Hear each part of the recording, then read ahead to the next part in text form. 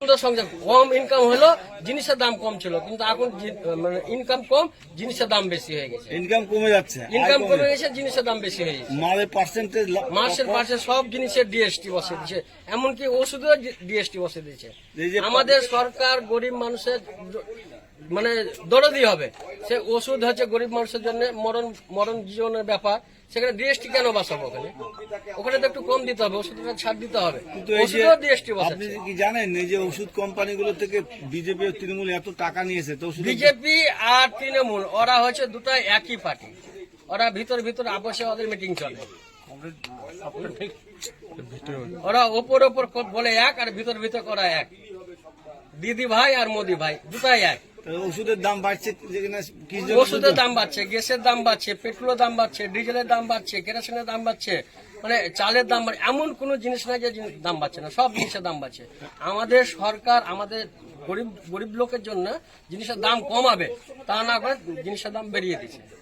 বাড়ছে কেন তা বুঝতে পারছেন? কেন বাড়ছে? ওরা ওই যে কর্পোরেটদের কাছ থেকে টাকা নিয়েছে, খবর পেয়েছেন?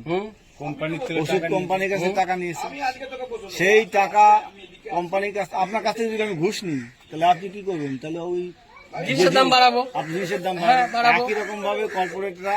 আর আমাদের এই যে রাস্তায় পুলিশের অত্যাচারে চলা যায় না, সব জিনিসের তোলাবাজি, এমন কোন গাড়ি নাই বাকি রাখে না, সবটাই আপনার কাছ থেকেও নেয়। আমাদেরকে গাড়ি ধরে এই তো কিছুদিন আগে 3,500 টাকা আমার নিল ধানতলা থানা। 3,500 টাকা নিল। কিছু বললেন আপনি? বললাম না, এর জন্য ওটা ওই ব্যবসা ছিল, তোমার মিক্সচার মেশিন ছিল, তারপরে তোমার জুসার ছিল, ওই ব্যবসাটা আমাদের গাড়ি ধরে বলছে, প্রথমে বলছে 15,000 টাকা লাগবে, হেলমেট ছিল না ওই জন্য।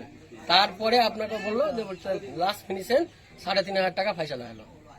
দিয়েছেন টাকা? টাকা দিয়ে দিয়েছে। রসিদ দিয়েছে না, রসিদ কিছু যায়নি। টাকা নিলে রসিদ দিলে না, বলছে চলো থানা চলো, ভরে দেবো, হ্যান ত্যান অনেক রকম ভয় দেখাচ্ছে, প্রচুর ভয় দেখাচ্ছে। এরা থাকতে এরকম লুটপাট চলবে, বুঝলেন? এরা যদি তৃণমূল বা বিজেপি ক্ষমতায় থাকে, এরা গরিব মানুষের কাছ থেকে লুটে নেবে, লুটে তাদের শেষ করে দেবে, আর কর্পোরেটদের পকেটে পয়সা ঢোকাবে।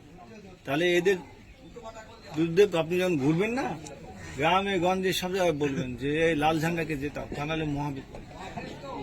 একমাত্র লাল ঝান্ডা হয়েছে গরিবের দরদি। এই যে আমাদের প্রার্থী